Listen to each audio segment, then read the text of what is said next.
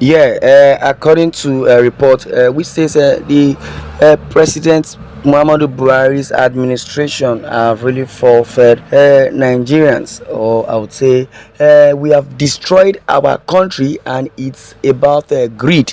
The corruption is so very, very, very massive. Former EFCC boss, yes, Farida Waziri, the former chairman of the Economic and Financial Crimes Commission, has expressed an alarm about the country's falling values, which she claimed has increased banditry. Yes, and I believe, without mincing word, Farida Waziri is a Northerner, because most of these Northerners, except for the ones that have a fear of God, would always say the truth. Those that are politically inclined, I believe they know the truth, but we still have a political bigots who will not want to say the truth just because they are benefiting from the presidency, or because they are getting peanuts or crunches from the dining table of the so-called kinsmen of Fulani's administration. Such events, she claims, have harmed the country's reputation in the international community. Waziri made the remarks during a public presentation in Abuja of four books written by Dennis Ukume, Nigeria's former ambassador to Cote d'Ivoire. Her banditry was being exhibited, she added, uh, was it by diminishing values caused by corruption and greed. Yes, that is what it is. The former EFCC boss encouraged Nigerians to return to a time when there were morals and everyone was each other. And they were each other's brothers keeper. That is what it is. We used to be each other keepers in Nigeria. There was no segregation, there was no sentiment, there was no you're from this, you're from that, no separation of clan. And as it is, Buhari administration has really shown us that yes, there is sentiment, there is segregation, there is nepotism, there is genocide, and also Buhari has really, made Nigerians not believe in democracy. Yes, during the era of PDP, I would say yes, Nigerians were still very, very adaptive, because we would say suffering and smiling. But the suffering and smiling then was still palatable. That was why we were managing it during Obasanjo era. Things were even, rough, but not as in jeopardy. Because if you say something was rough, but you could still make ends meet, you could achieve whatever you want to achieve within the little space of time, or within the little finance you have. But as it is, you can, budget for something, and later, embezzle that money. Not embezzle, or okay, you rather waste it, such money, and you are not accountable for it. As Waziri's statement reads, in those days, we didn't know about banditry. We were our brothers keepers, and we benefited from each other, and nobody stole from people who left their doors open. And now we despise one another. Eight speeches around, it's always abounds, and individuals kill one another without provocation. Yes, what she's saying is very, very true, especially in the northern region, because I believe the government of Buhari, I don't know whoever is representing Buhari now, but I believe Buhari has really, really, indicted, I would say, either is a kinsman himself, and also, has also, made the world organization or international community know their antecedents. I mean, the Fulani kingsmen.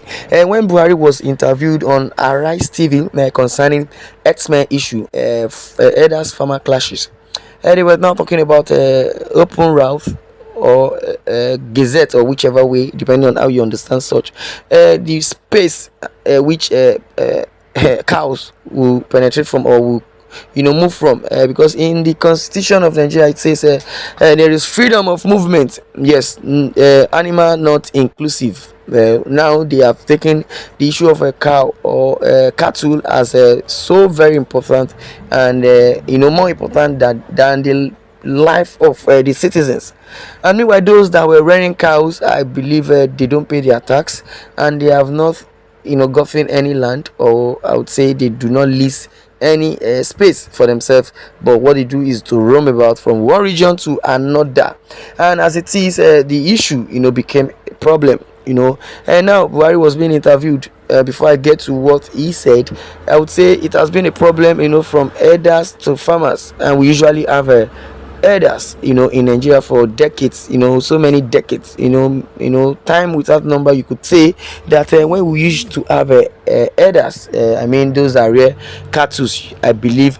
They only take along with their sticks, and also make sure that the cows do not, go astray, after which they direct the cows. But as it is, I wouldn't know if it's Boko Haram, if it's bandits, or the so-called kidnappers, I mean from the northern region, and they started using that as a cover up to grab lands, or to follow the narratives to Islamize the country, and just to do the bidding of their paymasters, as it's been said that they were being brainwashed, or they are still being brainwashed, that they own Nigeria, I mean the Fulani. So coming back to what Buhari said concerning the interview on Arise TV, it was being asked that yes, concerning the gazette and the route, which you said, or the government of Buhari, or the presidency said,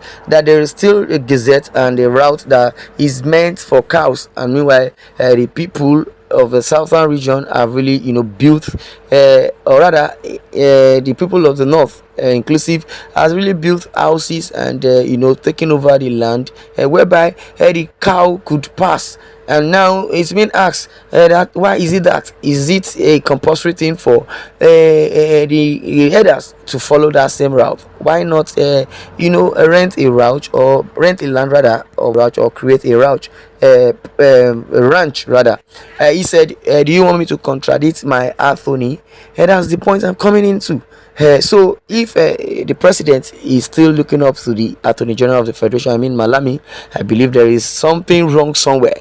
You as a president, according to Garbashi, would say a democratically elected president, or a democratical or classically elected president, which is Buhari. He was talking to Governor Othom of Benue State, that Governor Othom of Benue State do not have a respect for a democratically elected president, that he should mind his words. That's why I said, if truly is Buhari that is leading the country, or Malami, I've said it severally in my articles, I'll say Buhari is only representing Nigeria, while Malami is presiding over the affairs of Nigeria. You believe it either directly or indirectly. Yes, that is what it is. Now changing the narratives, and trying to say that you want me to contradict my attorney general, and also concerning the Fulani elders, which were supposed to be arrested or being pursued away by the Eastern Security Network, and you're not telling us is they are foreigners. So in a country where you govern, there's some foreigners invading your own citizens, and killing them, and you have nothing to do to that, and you're saying they are foreigners. Yeah, there is a problem somewhere. So many atrocities that have been committed by this entity, and the government have nothing to say about it, and nobody has been arrested, nobody has been prosecuted. Rather, they will say they are repentant bandit, repentant terrorists. Meanwhile, after which they have surrendered, they will integrate them into the society, either into the military or any force, and that's where the problem lies. So, and Nigeria has no direction as it is, because Nigeria has been jeopardized. Well, I would always say the truth, except you do not believe, either directly or indirectly. Nigeria does not have anything to offer as it is. Instead, we only borrow and borrow, no paying back. Why is that? So the economy is lopsided, the infrastructural basis is lopsided, and also in every parastatus, every sensitive positions have been occupied by illiterate, uneducated entity. And why we are having these challenges is just because Buhari himself has put in his kinsmen in believing that they are my brothers, anything they do it's okay or is right, though not right. Nigeria needs iron hand. That's just it.